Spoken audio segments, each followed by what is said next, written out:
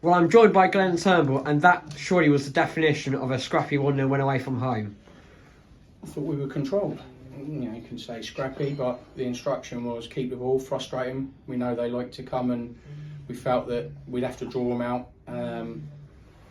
Once we scored the goal, they would have to attack to come, and we felt we could again have a little bit of composure and expose the gaps. To be honest, I think we struggled more when they went down to 10. I think against 11v11, it was good, but we were always, I felt, in control. Half time was keep a clean sheet. This time it's another area of development which we haven't had this year, and again that's another tick where we've done that and move forward.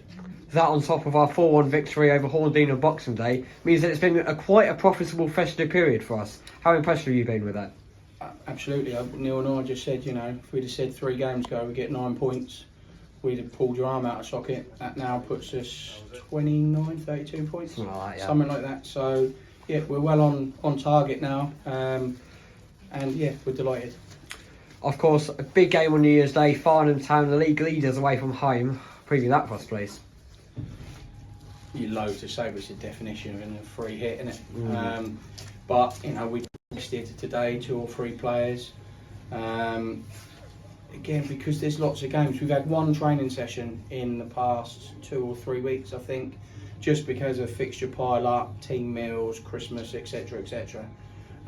So yeah, we'll go into Farnham, and it is, we've earned the right to have a free hit, really, there.